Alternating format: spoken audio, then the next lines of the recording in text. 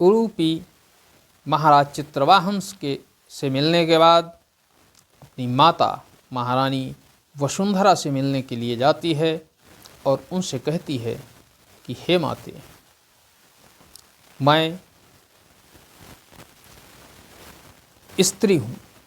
ज्यों ही उसके मुख से स्त्री शब्द निकलता है और उसकी माता उसे पुत्री के रूप में बुलाती हैं और वह नाराज नहीं होती है, तो उसकी माता कहती हैं कि हे पुत्री, आज मेरे पुत्री कहने पर तुमने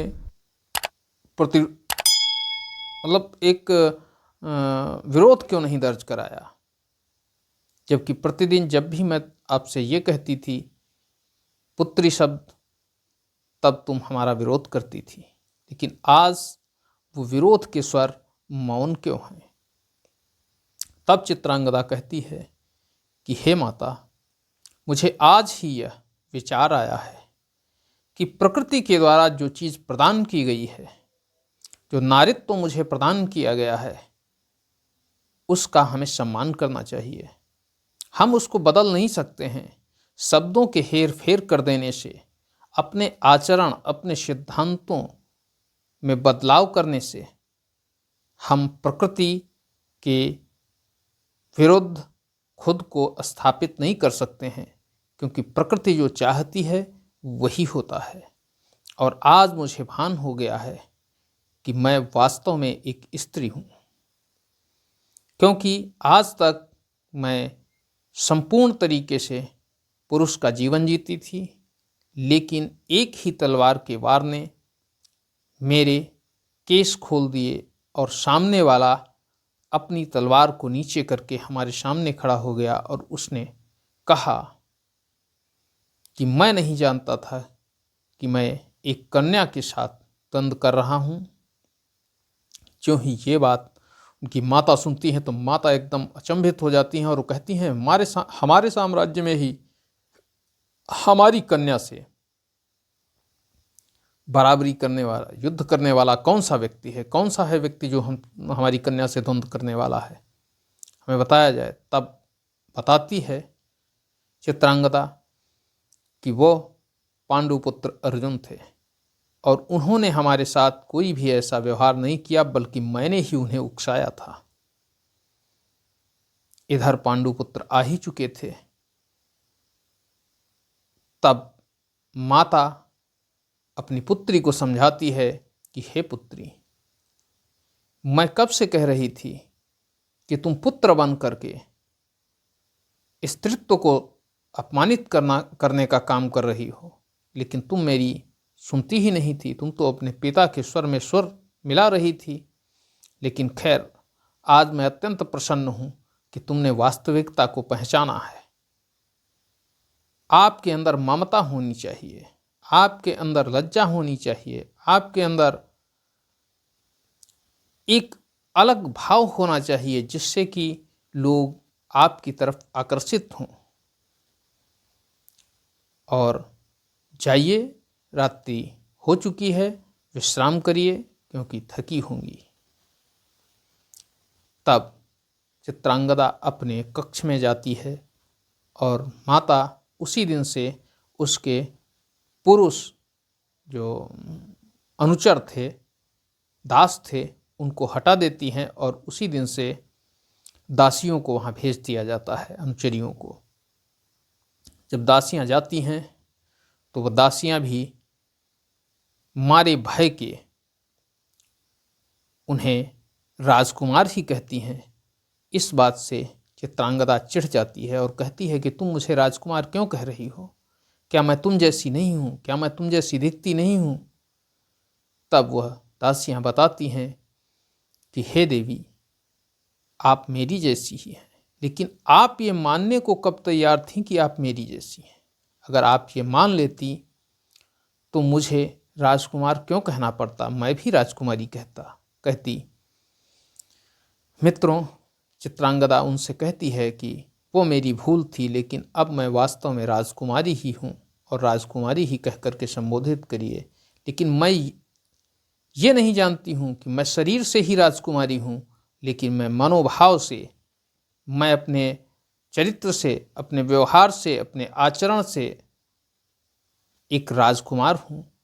इसलिए मैं क्या करूँ कि मैं एक राजकुमारी बन जाऊँ और मैं अपने अंदर स्त्रियों के समस्त गुण समेट लूँ। तब वह दासी समझाती है और कहती है कि हे राजकुमारी, आप सिर्फ इन वस्त्रों को उतार दीजिए। आप इतनी सुंदर हैं कि आपके अंदर, आपके सामने चंद्रमा भी फीका पड़ जाएगा। और ये जो क्षेत्र है, ये कामरू क्षेत्र है, ये कामदेव का क्षेत्र है। और जो समस्या आपके सामने आ रही हो, उसके लिए आप भगवान कामदेव का आवाहन करिए, वह आएंगे और आपकी इच्छा की पूर्ति करेंगे। तब चित्रांगदा भगवान कामदेव का आवाहन करती है और भगवान कामदेव तुरंत ही उपस्थित हो जाते हैं। चित्रांगदा भी आश्चर्यचकित रह जाती है, क्योंकि उसने उनका नाम लेना ही आरंभ किया था कि वो तुरंत ही प्रकट हो गए। तब भगवान कामदेव कहते हैं कि हे देवी, आप पहली स्त्री हैं जिसने मुझे मेरा आवाहन किया है, क्योंकि मेरा कोई इतनी जल्द आवाहन नहीं करता है। इसलिए मैंने सोचा कि ये पहला हमारा भक्त है, हमें शीघ्रता करनी चाहिए और शीघ्र ही उपस्थित होना चाहिए। इसलिए मैं तुरंत ही तुम्हारे सामने उपस्थित हो गया। बताइए मेरे से क्या कार्य है। तब चित्रांगदा कहती है कि हे देव, भगवान, मैं स्त्री हूँ, प्रकृति ने मुझे स्त्री बनाया है, लेकिन मैंने सारा जीवन एक युवक के रूप में जिया है। मेरे आचरण, मेरे व्यवहार सब में युवक के ही लक्षण परिलक्षित हैं। इसलिए मैं आपसे ये कहना चाहती हूँ कि मुझे पूर्ण स्त्री बनाने का कष्ट करें। तब कामदेव कहते हैं कि हे देवी, इसके लिए आपको मेरी पत्नी रति की सहायता लेनी होगी। और कामदेव तुरंत ही रति का आवाहन करते हैं। रति उपस्थित हो जाती हैं और कामदेव तुरंत ही विलुप्त हो जाते हैं। उसके बाद उनके अंतर्ध्यान होते ही रति समझाती है और एक स्त्री के अंदर क्या होता है, कौन कौन से गुण होते हैं, उनके बारे में चित्रांगदा को बताया जाता है।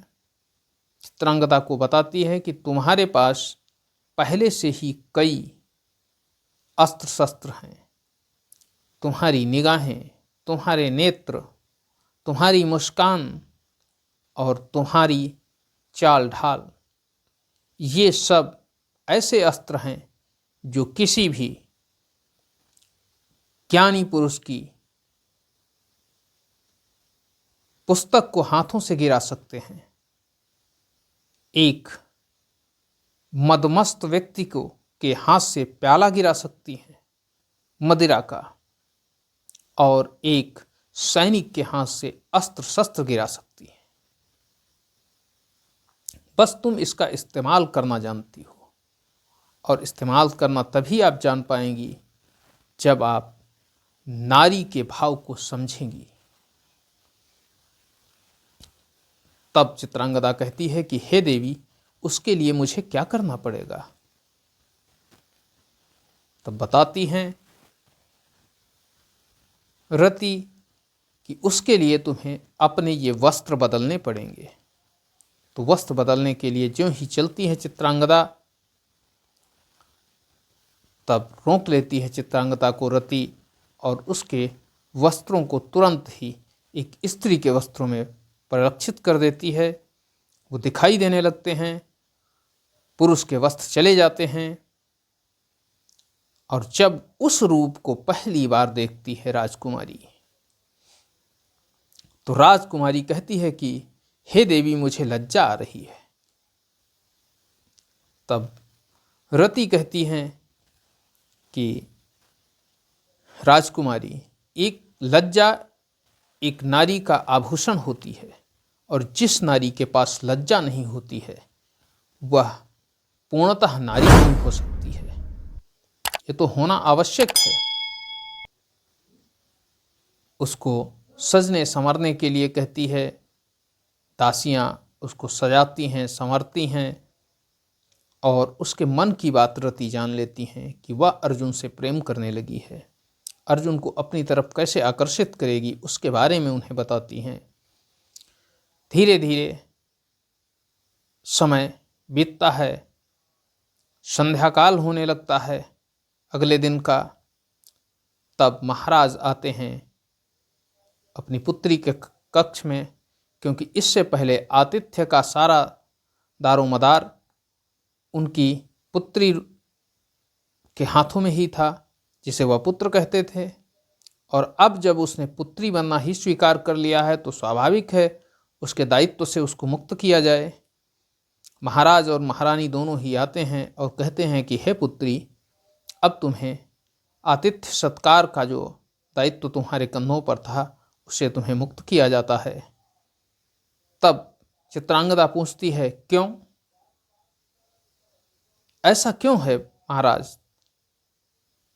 ऐसा करने का मतलब है कि आप पुत्री को पुत्र से कम करके आंक रहे हैं, और अगर कम करके ना आंका गया होता तो हमें पुत्री कहकर के संबोधित किया जाता, पुत्र कहकर के नहीं।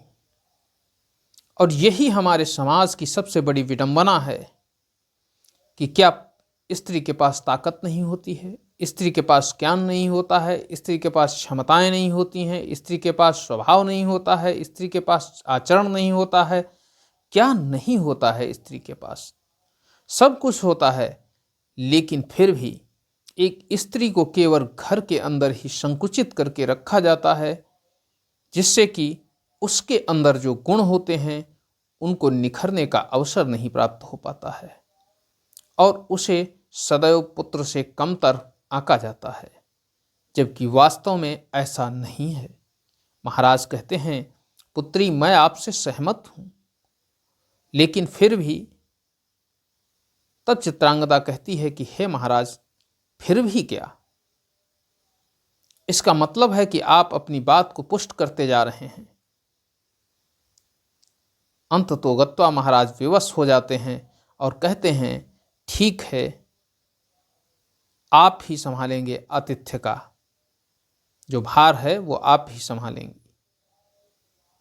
जब ये आज्ञा महाराज देते हैं तो चित्रांगदा मन ही मन प्रसन्न हो जाती है, क्योंकि चित्रांगदा को पता था कि उसके अतिथि गृह में कोई और नहीं बल्कि उसका प्रेम पांडुपुत्र अर्जुन स्वयं विराजमान है। वो चाहती थी कि कुछ न कुछ इसी बहाने उनसे भेंट होगी, वार्ता होगी और बात आगे बढ़ेगी। मित्रों, चित्रांगदा अपने पिता और अपनी माता के साथ अर्जुन के सामने उपस्थित होती है, क्योंकि महाराज उसका परिचय करवाना चाहते थे। तब महाराज अर्जुन के सामने अर्जुन से कहते हैं कि हे पांडुपुत्र अर्जुन, ये हमारी महारानी वसुंधरा हैं और ये हमारी पुत्री राजकुमारी चित्रांगदा हैं। ज्यों ही राजकुमारी चित्रांगदा को अर्जुन देखते हैं तो अर्जुन पहचानने का भाव अपने चेहरे पर ज्यों ही लाते हैं, त्यों ही चित्रांगदा अपनी निगाहों से उन्हें कुछ भी न कहने के लिए संकेत देती है। अर्जुन उसको समझ जाते हैं और वह उसे प्रणाम करते हैं। चित्रांगदा भी उसे प्रणाम करती है। उसके बाद महाराज कहते हैं कि आज से आपके आतिथ्य सत्कार का सारा भार इन्हीं के कंधों पर है और यही देखेंगी। आशा करता हूं कि आपके आतिथ्य में कोई भी कमी नहीं रहेगी। तब चित्रांगदा कहती है कि हे कुंती पुत्र, आप मणिपुर की सुंदरता को देखिए, क्योंकि यह कामरू क्षेत्र है। कामदेव यहाँ के कण कण में विद्यमान हैं और यहाँ की वादियाँ, यहाँ के रास्ते, यहाँ के झीलें, पेड़ पौधे, मनुष्य सब कुछ यहाँ मोहित करने वाले हैं। और यदि आपने अभी तक भ्रमण नहीं किया होगा तो कल मैं यहाँ की झीलों का पर्यटन आपको स्वयं करवाती हूँ, अपने साथ नौका विहार पर ले चलती हूँ। अर्जुन इस बात को सुनकर राजकुमारी को मना करने ही वाले थे, लेकिन अर्जुन की बात को बीच में ही काटकर राजकुमारी अपने पिता से कहती है कि महाराज, अब इनके शयन करने का समय हो चुका है, रात्रि अधिक हो चुकी है, अब हमें वापस अपने कक्ष में चलना चाहिए और इनसे विदा लेनी चाहिए। तब उन्हें शुभरात्रि बोलकर वो तीनों लोग वहाँ से चले जाते हैं। अर्जुन इस सोच में पड़ जाते हैं कि आखिर ये हो क्या रहा है। इससे पहले अर्जुन की एक बार भेंट होती है चित्रांगदा से। तब अर्जुन चित्रांगदा को पहचान नहीं पाते हैं। वो भेंट नहीं जहां पर उनसे धनुर्विद्या की बात की गई थी, ये दोबारा भेंट होती है जब उन्हें देवी रति के द्वारा समझा करके भेजा जाता है। तब अर्जुन कहते हैं मैं पहचान नहीं पाया, और चित्रांगदा उन्हें वो समय याद दिलाती है, वो वहाँ का दृश्य याद दिलाती है। तब अर्जुन समझ पाते हैं और अर्जुन केवल प्रशंसा करके वहाँ से निकल जाते हैं। अब अगले दिन की स्थिति क्या है, नौका विहार करते समय क्या षड्यंत्र होगा, उसके बारे में भी हम आपको बताएंगे। अर्जुन नहीं चाहते हैं कि वह चित्रांगदा के करीब जाएं, लेकिन चित्रांगदा अर्जुन के करीब जाने को उद्यत है। क्या दोनों का मिलन हो सकता है या नहीं, हम अगले वीडियो में आपको बताएंगे। आज के लिए बस इतना ही। वीडियो पसंद आया हो तो इसे लाइक करें, चैनल को सब्सक्राइब करें और शेयर करें। धन्यवाद मित्रों। जय हिंद, जय भारत, नमस्कार।